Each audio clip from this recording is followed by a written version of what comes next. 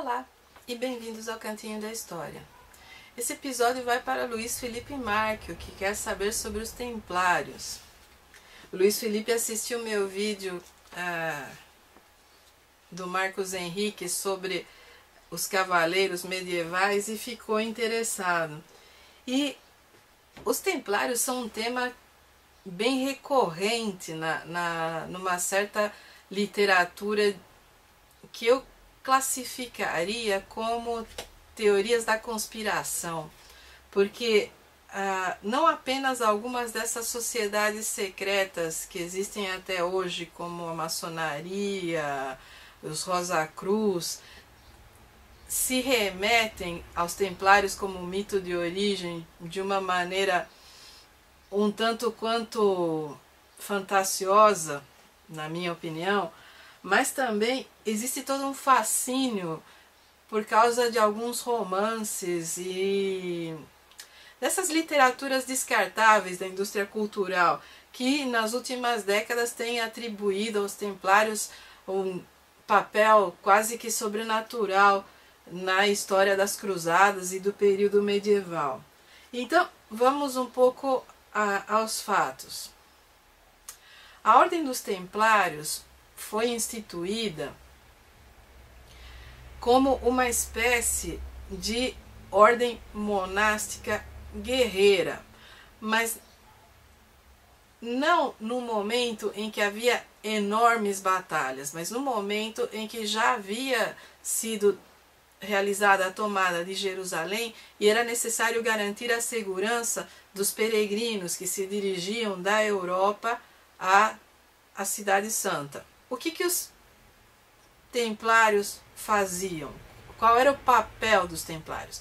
Os Templários vigiavam essas rotas de peregrinos e ofereciam segurança.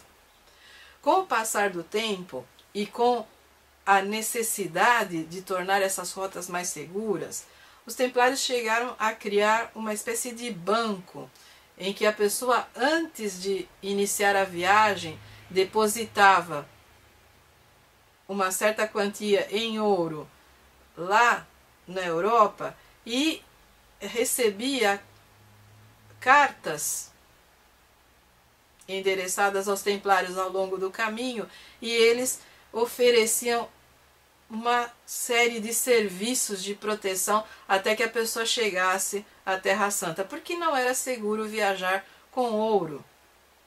E numa época em que toda a moeda do âmbito mediterrâneo era metal, ouro, prata, cobre, era pesado, perigoso e complicado viajar com grandes quantidades de dinheiro.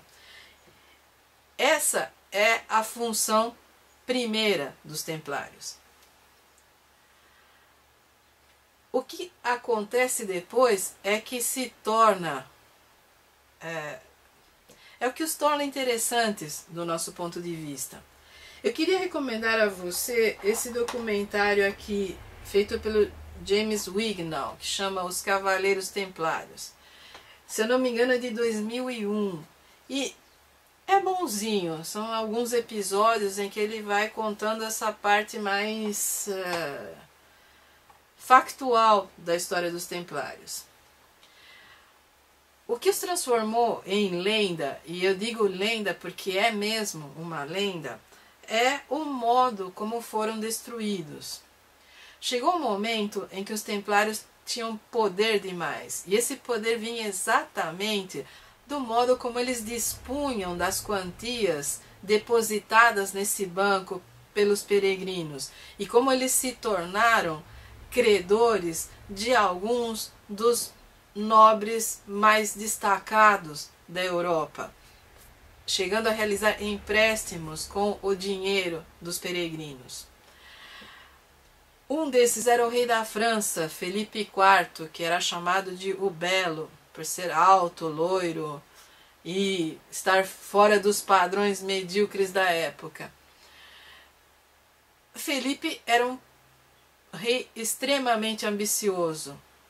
Uma boa parte dos empréstimos que ele realizou se destinavam a transformar a França numa nação Eu não sei até onde você estudou nessa história, né, geral, mas a França e outros países como Portugal, Espanha, tem a própria Inglaterra tem entre o século XII e o século XIV o momento em que elas se tornam nações-estado.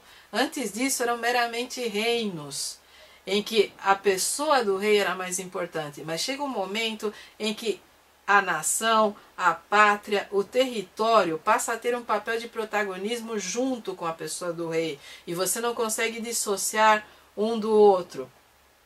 O auge disso vai ocorrer durante o absolutismo, com Luís XIV, Henrique VIII, Elizabeth I, mas nesse momento, entre o século XII e o século XIV, o que se tem é um grande investimento da coroa francesa, e isso requer dinheiro e muito, na ideia da pátria e na colocação de uma grande burocracia para unificar essa pátria.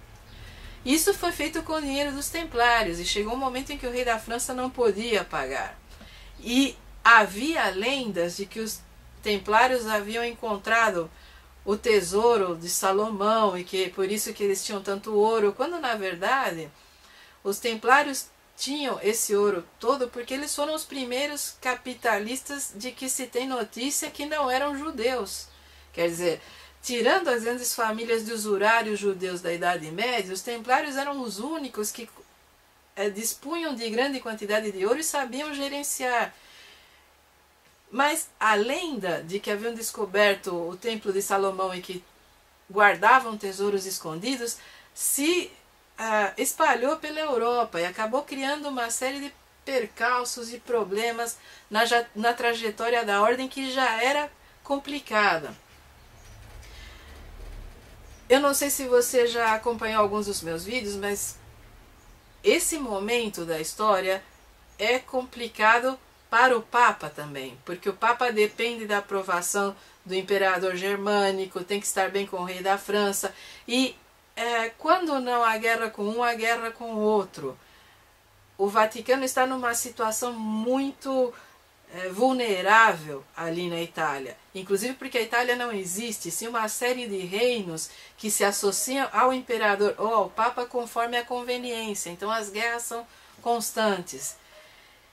E está todo mundo de olho no ouro dos templários. Por isso é que foi feito o processo contra a ordem por heresia e que muitos deles foram queimados, inclusive seu líder, o Jacques de Molay, e surgiu a lenda da maldição. O processo dos templários se encontra hoje disponível no Vaticano, mas não é para qualquer um, porque foi escrito lá no século XIV e está em latim, não é qualquer um que consegue pesquisar. O que se sabe, devido à obra de alguns pesquisadores, é que é um processo totalmente fajuto. O que quer que fosse que os templários praticavam como rituais de passagem, toda aquela sugestão de heresia, o Bafomé e todos aqueles relatos medonhos de atrocidades estão lá no processo para garantir que os templários vão para a fogueira e que o rei da França e o Papa possam dividir o ouro do Banco Templário, pura e simplesmente. Os templários não estavam em Jerusalém, não esses templários do processo, no momento das grandes batalhas. Eles estiveram em uma ou outra batalha, mas eles não estavam, eles estiveram em Jerusalém no momento em que havia estabilidade, é por isso que puderam prosperar e armazenar fortunas. Dificilmente se pode atribuir aos templários os mesmos tipos de relatos e atrocidades que se atribui a outros cruzados. Eu sugiro a você a leitura de um romance, mas não é nada do gênero Dan Brown. Eu jamais recomendaria esse tipo de bobagem. Maurice Drouin, que foi inclusive ministro numa das gestões do general de Gaulle, escreveu O Rei de Ferro. Talvez você conheça o Maurice Drouin porque ele foi o autor do Menino do Dedo Verde. Na minha época de quinta série, e eu estou falando de 1975, esse livro, junto ao Pequeno Príncipe, era o nosso ritual de passagem como leitores. Quer dizer, você saía do primário e se tornava um leitor ginasial, lendo ou o Pequeno Príncipe ou o Menino do Dedo Verde. E o Drouin foi o autor desse clássico, né, da fábula infantil. O Rei de Ferro conta a história de Felipe o Belo, Felipe IV, e toda a questão da maldição dos templários. Ele é o primeiro volume de uma obra que se chama Os Reis Malditos e que consta de 7 volumes, que se aprofunda nesse período da história francesa. Esse primeiro volume é interessantíssimo porque uma boa parte da crendice em torno do poder dos templários se baseia em que, no momento em que estava sendo queimado, Jacques de Molay amaldiçoou o rei francês, o Papa e o ministro das Finanças da França. E ele disse: antes que o ano se finde, nos encontraremos no inferno, nós 4. Isso no momento em que estava sendo queimado. Por uma dessas coincidências bizarras da vida que formam as grandes lendas, em menos de um ano todos os 3 morreram. E não por causa da maldição, mas porque era o século XIV, convenhamos, as pessoas morriam envenenadas nas grandes cortes, no Vaticano também o veneno corria solto, as pessoas morriam de doenças devido à insalubridade da vida na época, de pestes, havia uma grande taxa de mortalidade. A coincidência da morte dos 3 num período de um ano, inclusive considerando que eles já não eram jovens, não deveria surpreender ninguém. Mas, para o povo que viu nesse processo contra os templários uma grande injustiça e uma grande prova de que nem o rei nem o papa prestavam, a ideia de que a maldição se realizou foi o que inocentou os templários de todos aqueles crimes horrendos que lhes foram atribuídos no processo e que tornou essa lenda mais e mais viva a cada ano que se passava e passou a se construir todo o imaginário popular sobre o poder dos templários. E como existe um fenômeno em antropologia que se chama, se eu não me engano, a questão da volta do rei morto, você tem isso na lenda do rei Arthur, você tem isso na vida de Dom Sebastião de Portugal, você tem isso até na ressurreição de Jesus. Existe essa lenda popular, essa coisa do imaginário coletivo, de que às vezes quem morreu em situações de grande injustiça pode voltar e restabelecer um reino mágico. Muita da lenda dos templários até hoje se baseia no fato de que eles não acabaram. Quer dizer, apesar do grande número que foi queimado, perseguido, assassinado, da ordem ter sido extinta, em algum lugar os templários ainda existem. Grande parte desse imaginário popular nos últimos anos vem sendo muito mediocremente explorado pela indústria cultural, com livros, filmes e alguns documentários de gosto bem questionável. Eu sugiro que você dê uma triagem no que você encontra pela internet, veja o tipo de pessoa que está escrevendo, se é um historiador de verdade, ou se é um jornalista, se é um escritor de ficção, e forme sua opinião a partir de fontes mais sólidas, porque é um tema fascinante, é um capítulo interessantíssimo da história do cristianismo e da história da Europa mediterrânea, e principalmente se você se interessar algum dia por história das mentalidades, é um dos maiores exemplos da permanência desse tipo de mito e do modo como esses mitos são construídos. Eu sugiro que você leia o Drion, que assista esse documentário do Wignall e que procure o máximo de informação que puder e forme uma opinião bem embasada, porque a história a gente está fazendo todos os dias.